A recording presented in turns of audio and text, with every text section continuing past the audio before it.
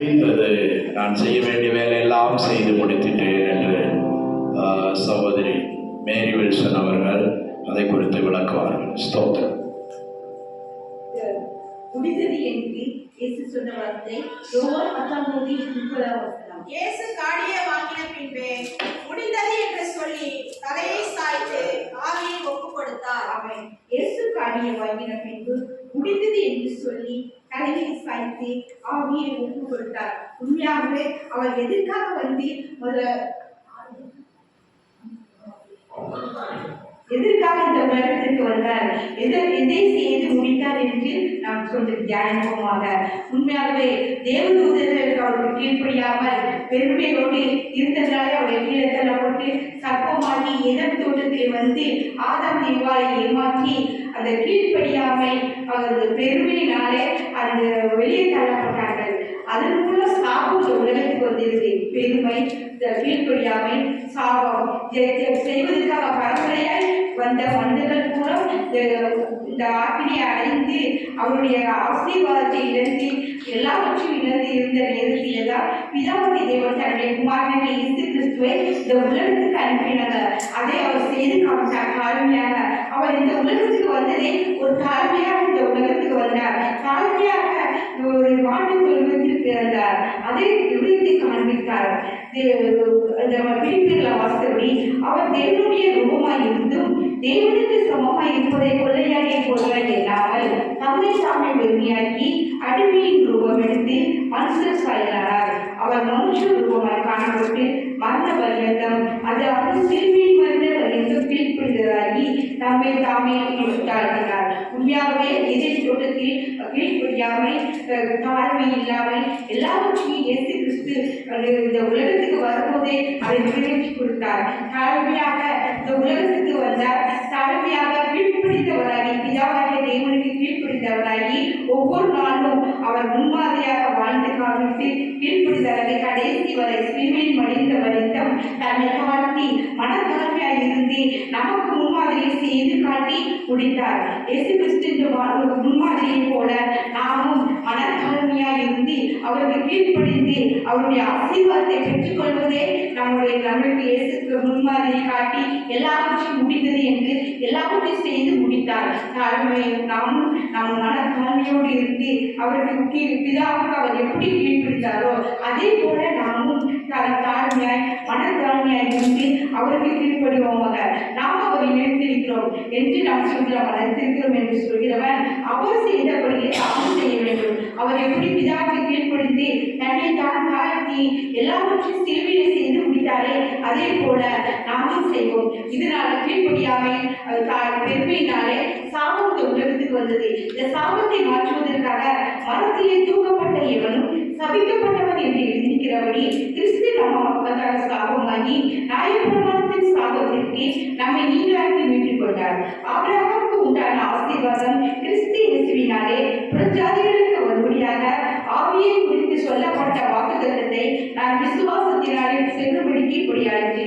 உண்மையாகவே அந்த ஆதாம் ஏவாள் செய்த பாவத்தினாலே கீழ்ப்படியாமை, பெருமை, அதனாலே சாபம் வந்தது. இந்த சாபத்தை மாற்றுவதற்காக இயேசு தன்னை தாழ்த்தி இந்த உலகத்துக்கு வந்தாங்க, பிதாவுக்கு கீழ்ப்படிந்தாங்க.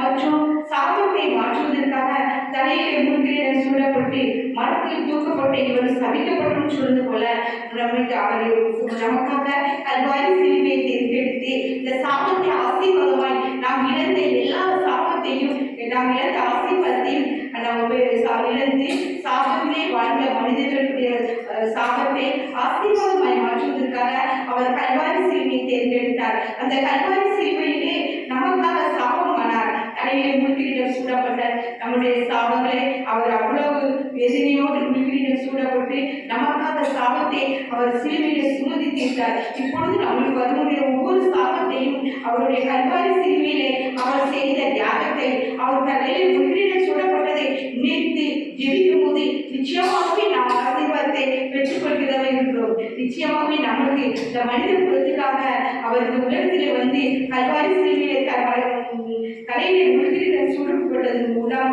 அந்த ஆசீர்வாதத்தை ஆபிரகாமுடைய ஆசீர்வாதம் மற்றும் புரட்சியாகிய நாமல் இயேசு கிறிஸ்துவின் மூலமாக அவருடைய வசதியின் மூலமாக ஆபிரகாமின் சந்ததியாக மாறி அவருடைய ஆசீர்வாதத்தை பெறுவதற்காக அவர் எல்லாவற்றையும் செய்து முடித்தார். தலையில் முழுதில் சூடப்பட்டு அவர் செய்து முடித்தார். மற்றும் மூன்றாவதாக பிதாவுக்கு சித்தமானவர்களை பிதாவுக்கு எப்படி அவர் பிதாவுக்கு எப்படி கீழ்ப்படிந்து நடந்தார் என்பதையும் நமக்கு விளக்கி காட்டினார். இந்த உலகத்திலே நாம் இருக்கும்போது நிச்சயமாக இயேசு கிறிஸ்து சொன்ன அத்தனைவற்றையும் கீழ்ப்படிந்து நடப்பதற்காக அவர் பிதாவுக்கு கீழ்ப்படிந்து ஒவ்வொரு நாளும் எப்படி பிதாவோடு ஐக்கியப்பட்டு அவர் நமக்கு முன்மாதிரியை தந்தார்.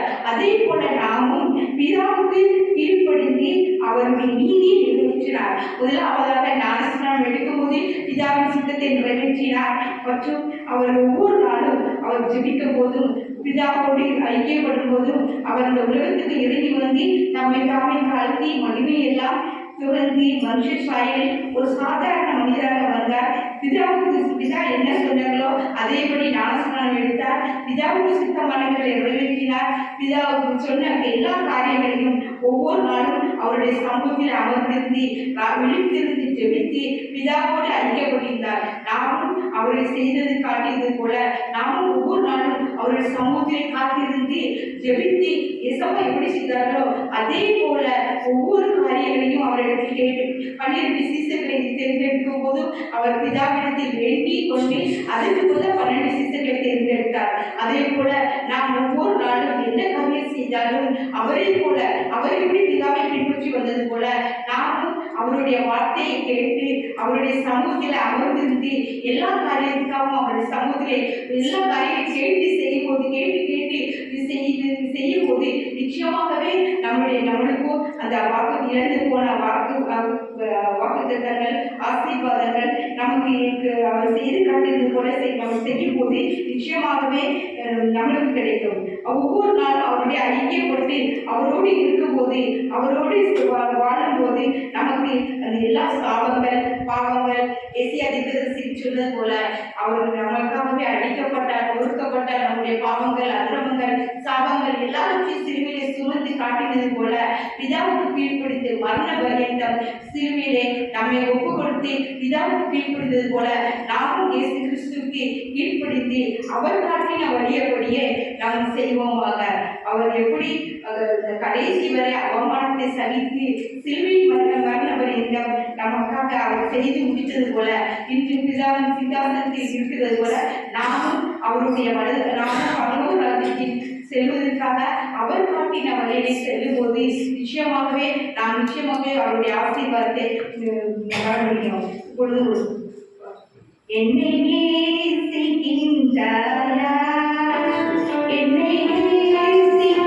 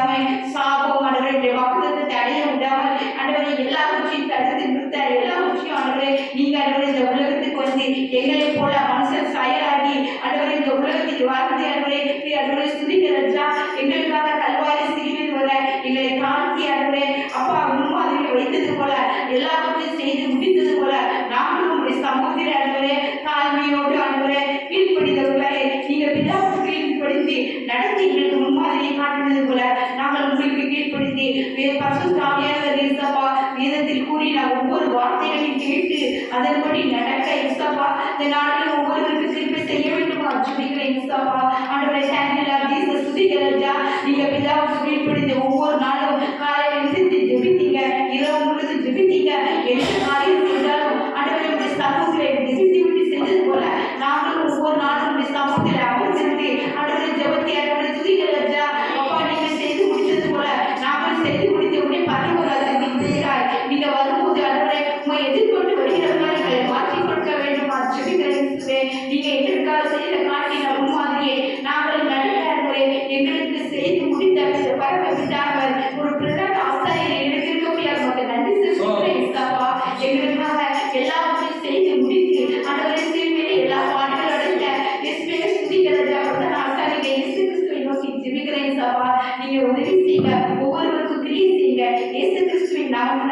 ஜெபக்கரங்களை